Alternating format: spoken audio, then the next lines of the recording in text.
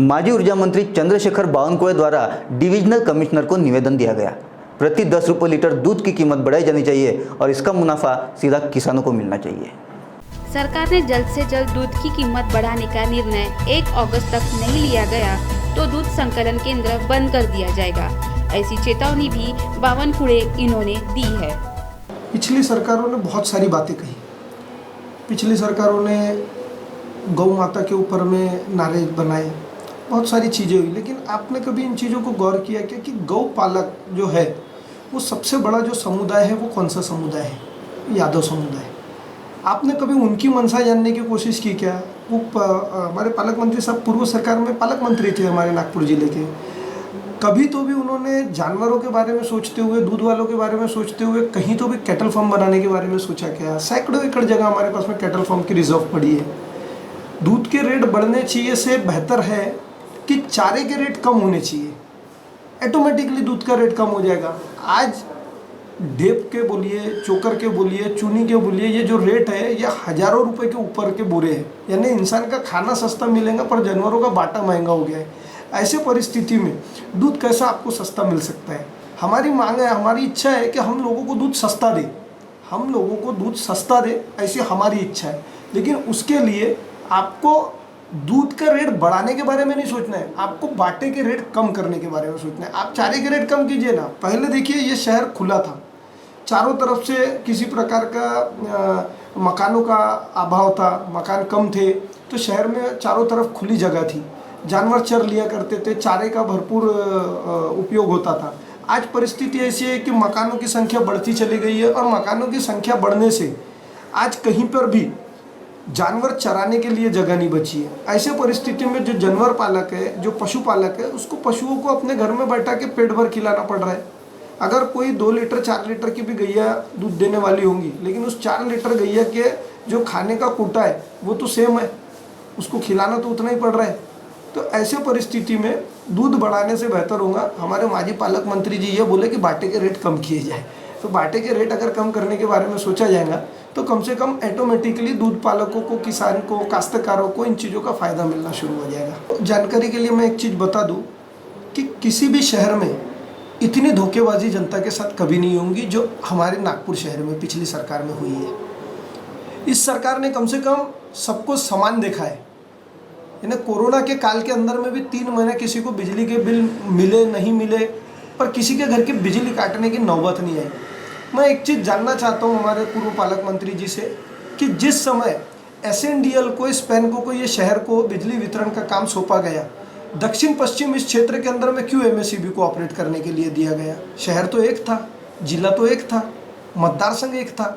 फिर ऐसे में दक्षिण पश्चिम जो मुख्यमंत्री जी का मतदार संघ था, पूर्व मुख्यमंत्री जी का जो मतदार संघ था, वहाँ MSEB ऑपरेट कर रही थी और बाकी के 4 मतदार संघ में स्पेनको के माध्यम से लोगों के ऊपर में बिलिंग लादने का काम किया गया।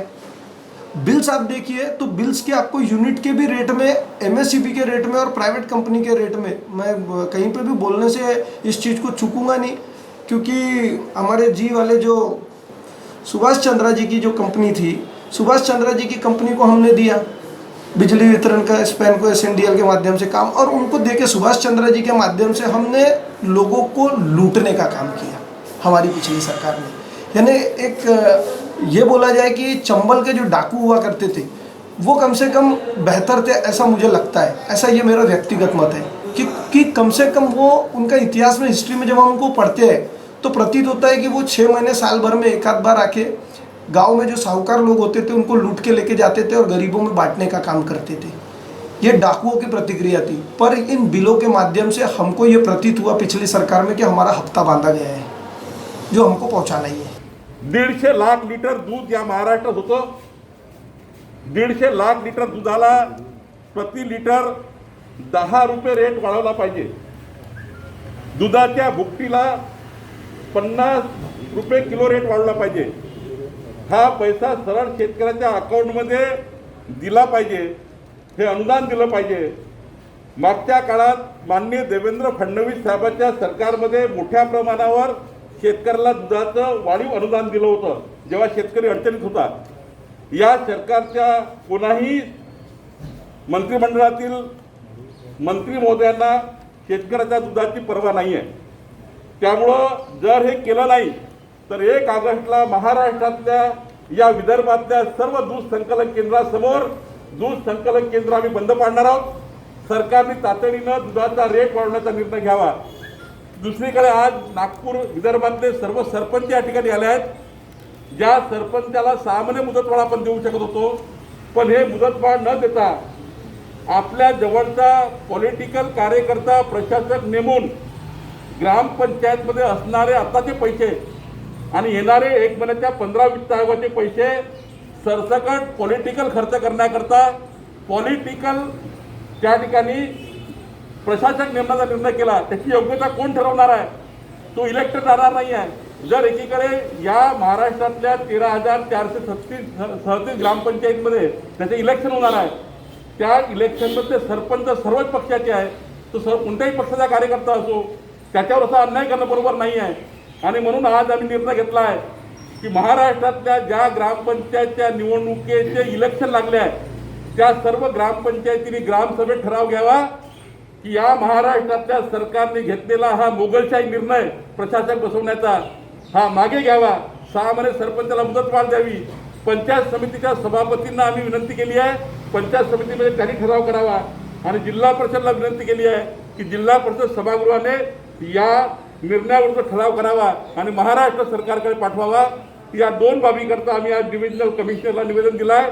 दुधाचं पॉकेट दिलं आहे. 1 तारखेपर्यंत सरकारने शेतकऱ्याला दुधाचा रेट द्यावा आणि 3 दिवसाच्या आतमध्ये हा प्रशासकाचा निर्णय वापस घ्यावा. अन्यथा आम्ही उच्च न्यायालयात जाऊ आणि उच्च न्यायालयात जाऊन या सरकारच्या या हुकुमशाही निर्णयाच्या विरुद्ध कोर्टामध्ये दाद मागू हेही आम्ही ठरवलं आहे. तो वही राष्ट्रवादी कांग्रेस के नगर सेवक कमलेश चौधरी ने कहा है कि दूध के रेट बढ़ाने से अच्छा है कि गाय के चारे की कीमत कम की जाए, तो सीधे तौर पर किसानों को और दूध व्यवसायियों को इसका फायदा मिलेगा. 24 तास के लिए बादल नंदनवार, नागपुर.